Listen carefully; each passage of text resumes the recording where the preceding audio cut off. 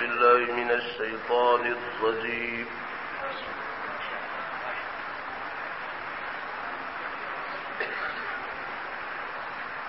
بسم الله الرحمن الرحيم.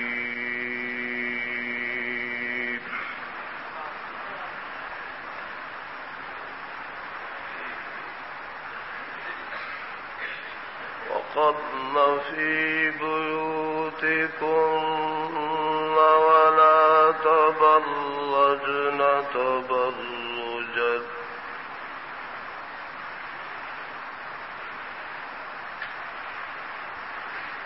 ولا تبرجن تبرج الجاهلية الأولى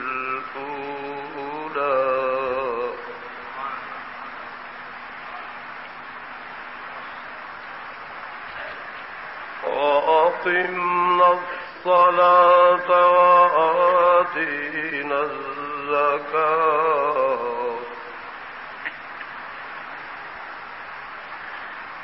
وأطعنا الله ورسوله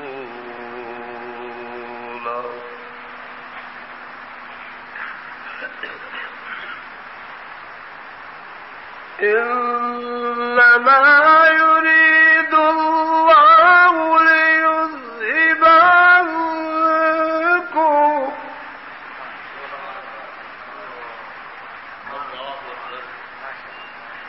ليذهب عنكم الرجس أهل البيت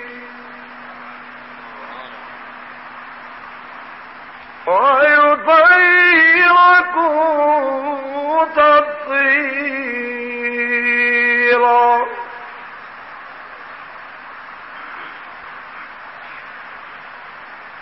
فاذكرن ما يتلى في بيوتكم من آيات الله والحكمة إن الله كان لطيفا خبيرا.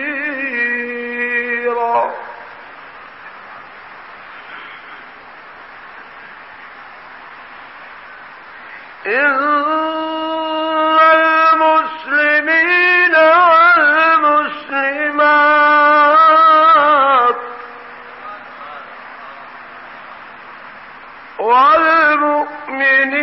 والمؤمنين والمؤمنات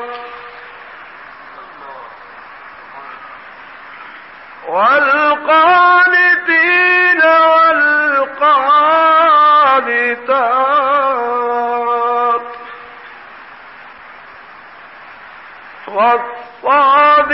والصادقين والصادقات والصابرين والصابرات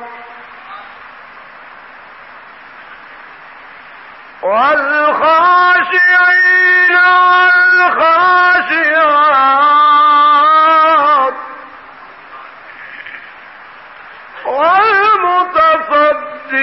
والمتصدقين والمتصدقات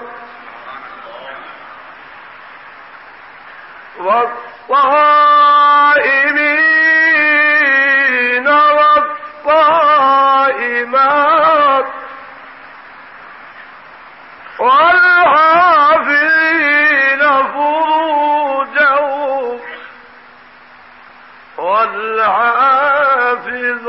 والحافظات والذاكرين الله كثيرا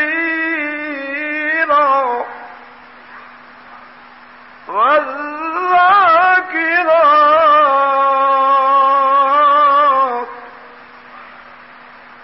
أعد الله لهم مغفرة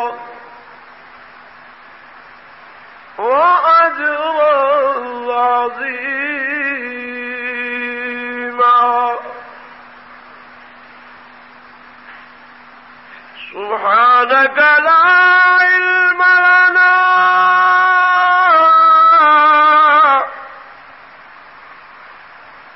إلا ما علمتنا إنك أنت العليم الحكيم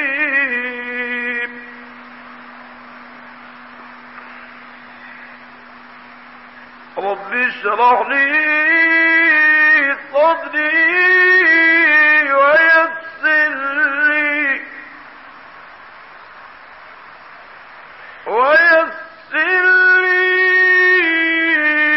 أمري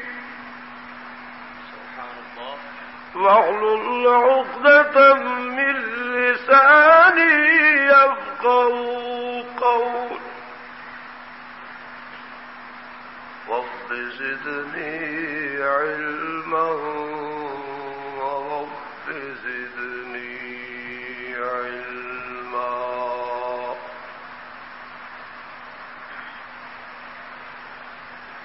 قال النبي صلى الله عليه وسلم فإن خير الحديث كتاب الله وخير الهدي هدي محمد صلى الله عليه وسلم وشر الأمور محدثاتها وكل محدثة بدعة وكل بدعة ضلالة وفي رواية وكل ضلالة في النار أو كما قال النبي صلى الله عليه وسلم صدق الله وصدق رسوله النبي الكريم ونحن على ذلك لمن الشاهدين والشاكرين والحمد لله رب العالمين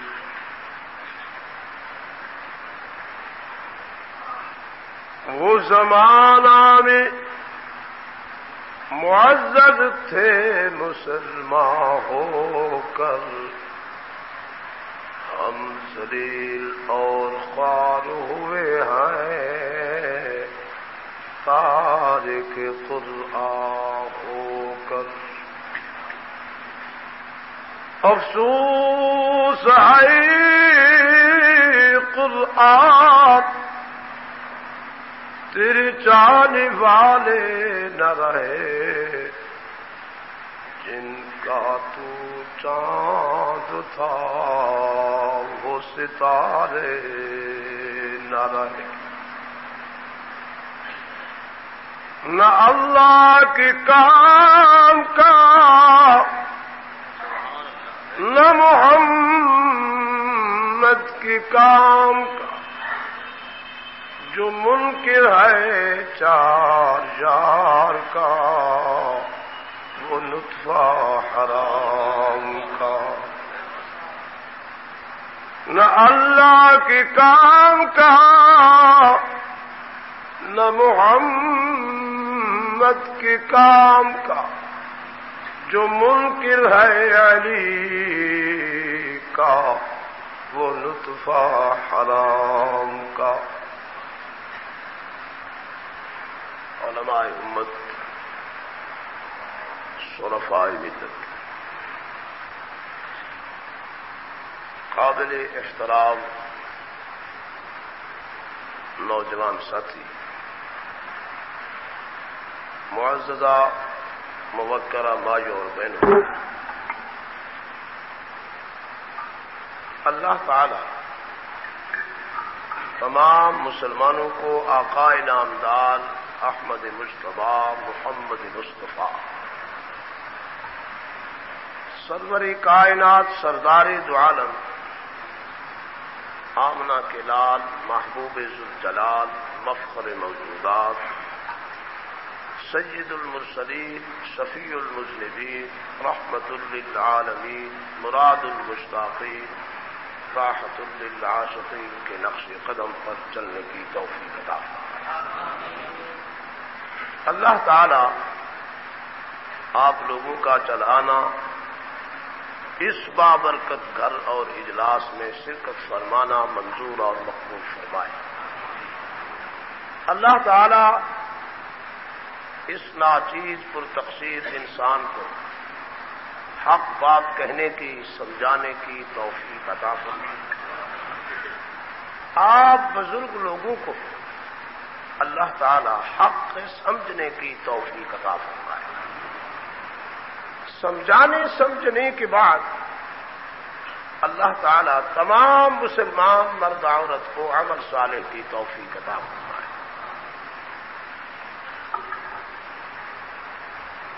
الحمدللہ مجھ سے پہلے میرے بزرگوں نے بہت کچھ مواد آپ کے سامنے پیش فرمایا۔ میں ان حضرات کے سامنے جیسے روشن چراغ کے سامنے ایک چھوٹے سے دیے کو رکھو، اس کی کیا حیثیت، من عالم کی من ڈالو۔ میں تو آج تک علماء حقہ کے جوتے اٹھاتا ہوں کہ شاید میرا نظریہ ہے کہ ان بزرگوں کے جوتے اٹھانے سے شاید وہ راضی ہو جائے، ورنہ نہ میرے علم میں، میرے پاس علم بھی نہیں، میرے پاس تقویٰ بھی نہیں، میرے پاس زہد بھی نہیں۔ یہ اس کا فیصلہ ہے کہ اس نے مجھے اور میرے جیسے بیکار اپنے بندے کو محبوب کی مسند پر بٹھا دیا۔ میں اس قابل نہیں ہوں، مگر اس ذات کا شکریہ ادا کرتا ہوں جس ذات نے میری ذمہ ڈیوٹی لگائی کہ میرا پیغام، میرے محبوب کی شریعت کا پیغام میرے بندوں تک پہنچاؤ۔ تو میری محترم، میں آپ کے موڈ کو دیکھ رہا تھا کہ میرے حضرت اس محرم الحرام کی جو بات فرما رہے تھے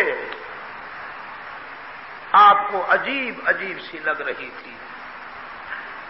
میرے محترم، یہ 10ویں کا دن وہ ہے جس دن میں اللہ نے ایسے عظیم کام کیے جو آپ کے وہم و گمان میں بھی نہیں،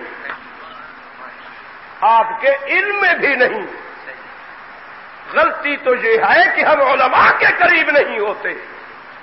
جب آپ عالم کے قریب نہیں تو علم کیسے آئے؟ اذا ابغض المسلمون علماءهم، آپ تو اس نبی کے فرمان کا شکار بن گئے کہ ہر چھوٹے اور بڑے مسلمانوں کے دلوں میں علماء کا بغض پیدا ہو جائے۔ یہ قرب قیامت کی نشانیوں میں سے ایک نشانی نبی نے فرمائی، اور آج وہی دور ہے کہ ہر چھوٹے بڑے کے دلوں میں علماء کی آگ بھڑکی ہوئی ہے۔ زنا خود کرتے ہیں، تبرع اور تنقید علماء پر، چوری خود کرتے ہیں، خدا اور رسول اللہ اور مخلوق خدا کے خیر خود ہیں، مگر تبرع اور تنقید علماء پر ہے۔ رازل چور رساگیر یہ خود ہیں، شرابی اور چرسی اور بھنگی یہ خود لوگ ہیں، مگر تنقید علماء پر ہے۔ تو میرے محترم، یہ علماء کا قصور نہیں، یہ آپ کی بدقسمتی۔ آپ اللہ سے دعا فرمائیں کہ اللہ ہمیں اور تمہیں علماء کی صحبت نصیب فرمائے، صلحاء کی صحبت نصیب فرمائے۔ جب آپ علماء کی مجلس میں بیٹھیں گے آپ کے اندر علم پیدا ہوگا، جب آپ کسی فقیر کی صحبت میں بیٹھو گے تو آپ کے اندر فقر پیدا ہوگا۔ جہاں کنجری کھڑی ہو جاتی ہے تو مسلمان ساری رات اس دائرے کو بھر کر کھڑے رہتے ہیں، کھڑنا پڑے 4 گھنٹے تو کھڑے ہیں، پیسے بھی بھرتے ہیں۔ اگر خدا اور رسول کی بات کہو تو مسلمان کے دل و دماغ خراب ہو جاتا ہے، 2 سیکنڈوں کے بعد وہ گیا۔ تو یہ علماء کی بغاوت تمہارے دلوں میں نہیں ہے، خدا اور رسول کو تم چیلنج دے کر چلے جاتے ہو کہ ہمیں کوئی ضرورت نہیں، نہ خدا کی بات سنتے ہیں نہ مصطفیٰ کی بات سنتے ہیں۔ تو کرام الکاتبین لکھ لیتے ہیں۔ میرے محترم، یہ محرم کا دن وہ ہے جس دن کے لیے نبی علیہ الصلوۃ والتسلیم نے فرمایا کہ جو میرا امتی اس محرم کے دن روزہ رکھے گا اسے 10,000 شہید کا ثواب ملے گا، 10,000 شہیدوں کا۔ مگر اس بات کو کس نے لکھا؟ پیران پیر عبد القادر جیلانی نے لکھا۔ آپ نے فرمایا جو 10 کے دن روزہ رکھے گا اسے 10,000 حج اور عمرے کا ثواب ملے گا۔ نمبر 1۔ نمبر 2، سیدنا حسین کی قربانی اس دن کیوں ہوئی؟ بھائی اسی دن تو اللہ کریم نے اپنے پیغمبروں کو نجات دی، اور ہر پیغمبر اسی دن ہی اپنے امتحان اور آزمائش میں کامیاب ہو کر کے نکلا، اور خدا سے تم غیر رحمت حاصل کیا۔ اس لیے یہ نواسہ رسول تھا، لخت جگر بطول تھا، علی کا خون تھا، ان کی جان و مال قیمتی تھی، اللہ کریم نے انہیں وقت بھی اور دن بھی قیمتی دیا۔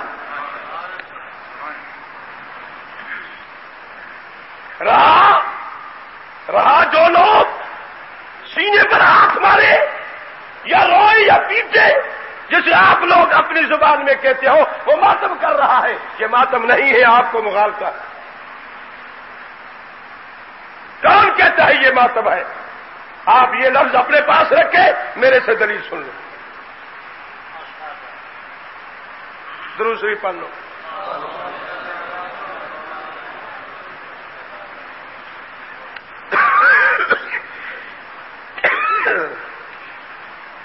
سارے درود پڑھ لو۔ آپ درود پڑھو گے تو مدینے منورے والا تمہیں بلا لے گا۔ کثرت سے جو درود پڑھے گا سید الکونین اسے آئندہ سال اپنے ہاں بلا لے گا۔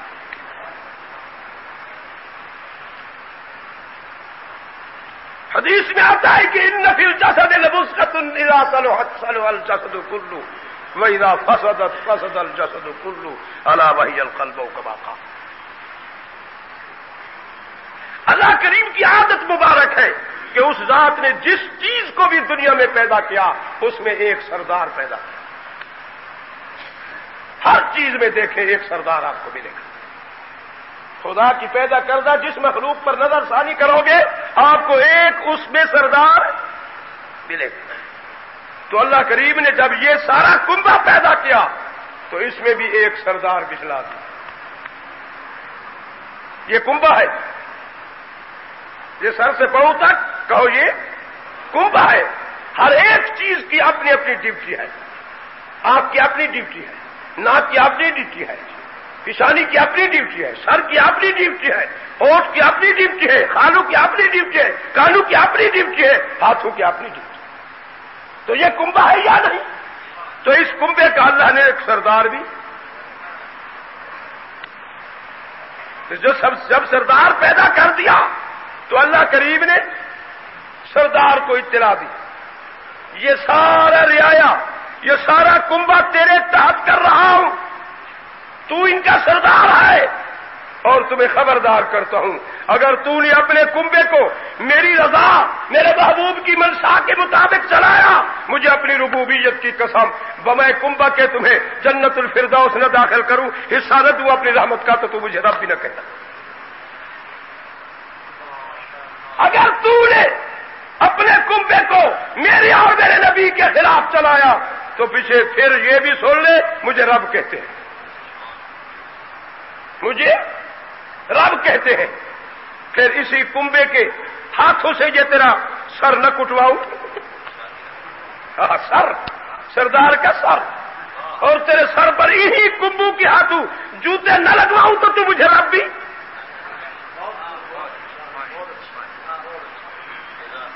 آپ کو مغالطہ لگا ہوا ہے کہ یہ ماتم ہے، ماتم نہیں ہے۔ اصل بات یہ ہے جب آئے میدان کربلا میں نواسہ رسول اللہ تھا، کون سا قصور کیا نواسہ رسول نے کہ یزید فاسق فاجر ہے؟ ہمارے بزرگوں نے لکھا، ہمارے امام نے لکھا، مگر آپ نے فرمایا میں بیعت نہیں ہوتا، بس وہ فاسق فاجر ہے۔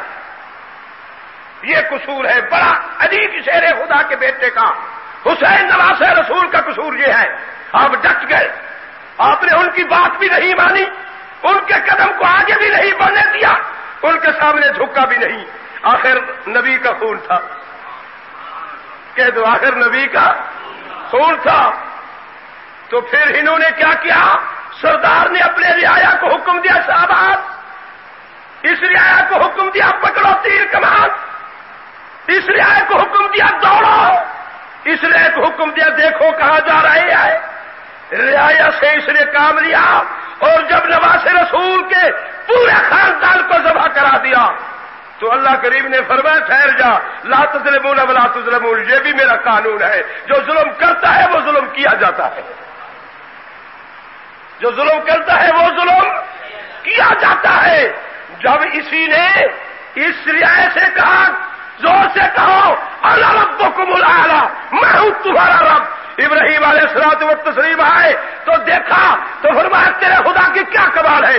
ابراہیم علیہ الصلوۃ والتسلیم نے فرمایا میرے خدا کی کمال یہ ہے کہ وہ مردہ کو زندہ کر سکتا ہے، زندہ کو مردہ بھی کر سکتا ہے۔ اس نے کہا یہ کوئی کمال نہیں، میرے اندر بھی کمال ہے، میں بھی مردہ زندہ کر سکتا ہوں۔ ایک قیدی کو چھوڑ دیا، ایک کو اللہ کریم نے فرمایا جبرائیل اب یہ میرے ہی حقوق میں ہاتھ بٹائی کر رہا ہے، میں چاہتا ہوں ذرا اسے سزا کیوں نہ دے دوں۔ اب مچھر کو یہاں بھی ہلا دیا، جس کی ایک ٹانگ تھی ایک پر تھا، تو رعایا کو حکم دیا پکڑو جوتا۔ اب پہلے تو دوائی پلاتا رہا تو اللہ کریم نے اس کا ہاضمہ اتنا وسیع کر دیا، اللہ نے فرمایا شاباش جو ہے میرا نام لیتے ہوئے تم پیتے چلو۔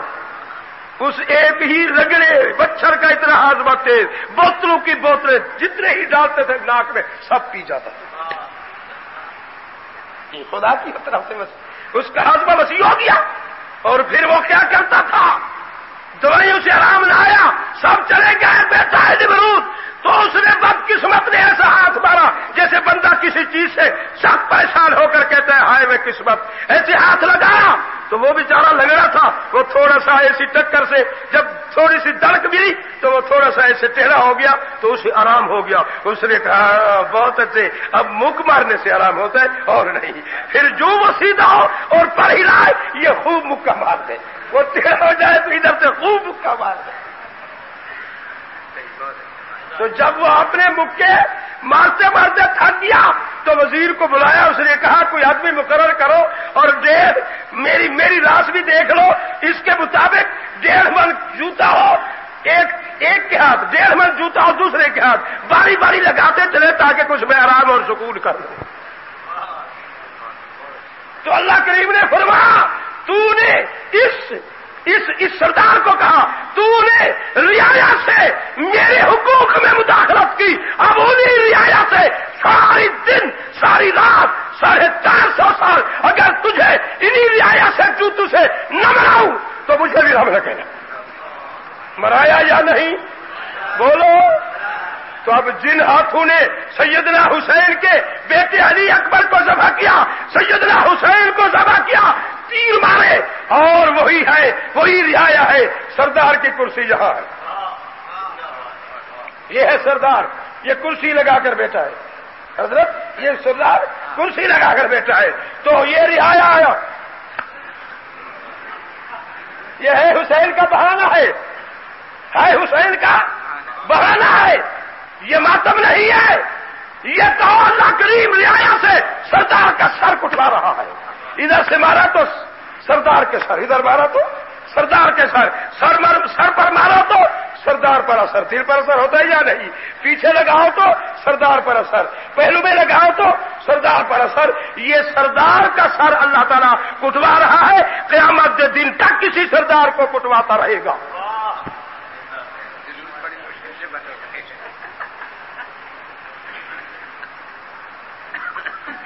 اور وہ سردار مارا جائے گا اور مار کھاتا چلے گا جس نے مداخلت کی تھی۔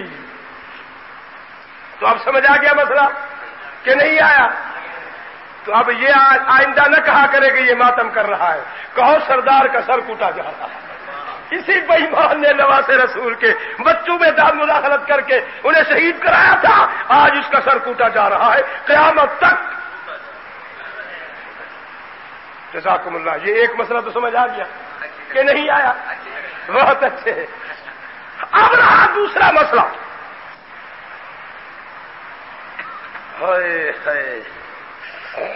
آج تھوڑی سی طبیعت بھی میری ناساز ہے، دعا فرمائے کہ اللہ کرے ساز ہو جائے۔ فرمایا بسم اللہ الرحمن الرحیم،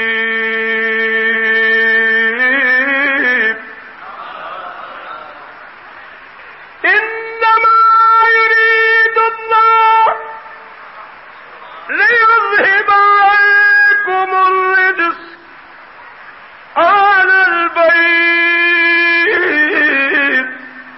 ويطهركم تطهيرا۔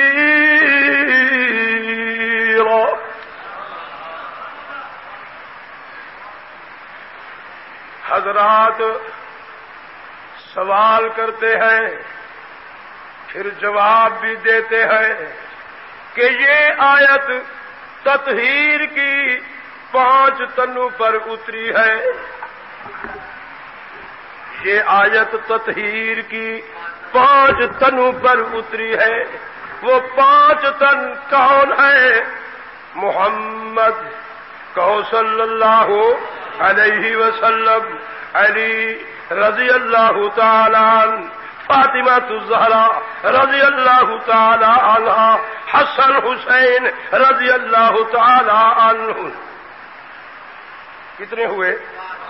بولو۔ نبی معصوم، کہہ دو نبی، کہہ دو نبی، زور سے کہو، وہ تو سن لے۔ بھائی تمہارے بچے بھی، چھوٹا بچہ ماں کی گود میں جو اپنی ماں کے سینے کا دودھ پی رہا ہے وہ بھی معصوم، نبی بھی معصوم، کیا فرق؟ اسے بھی ہم معصوم کہیں، نبی کو بھی ہم معصوم کہیں، فرق کیا؟ امتیاز کیا؟ وہ ماں کی گود سے نکلے، اتنے بڑے ہوئے، اتنی طاقت آئی وجود میں، کھڑے ہو گئے، کھڑے ہونے کے بعد ایک چیز کو اٹھایا، دوسری چیز پر دہ مارا، وہ ٹوٹ گئی۔ باپ نے دیکھا، بھائی نے دیکھا، ماں نے دیکھا، دادی نے دیکھا، انہوں نے کہہ دیا ہاں شریر، معلوم ہوتا ہے اس کی معصومیت ختم۔ کہہ دو اس کی معصومیت۔ سید الکونین پیدا ہوئے تو معصوم، کہو ماں کی گود میں ہے تو معصوم، اب اٹھ بیٹھے تو معصوم، چل رہے ہیں تو معصوم، بچوں میں کھیل رہے ہیں تو معصوم، لڑکوں میں چلے گئے تو معصوم، کہو لڑکوں پل سے نکل کر شباب جوانی کو پہنچے تو معصوم، اور شباب جوانی سے نکل کر بڑھاپے کو پہنچے تو معصوم، بڑھاپے سے چل کر پوری زندگی نبھا کر خدا کے ہاں پہنچ گئے تو معصوم۔ ہے عقیدہ، ہے عقیدہ۔ نمبر تیسرا، اب جس کو اللہ کریم نے معصومیت کا عہدہ دیا، اس معصوم کی کو اللہ کریم نے معصومیت کا عہدہ دیا، اس معصوم کی تعریف کیا ہے؟ علماء موجود ہے، میں تو ان کے جوتے اٹھانے والا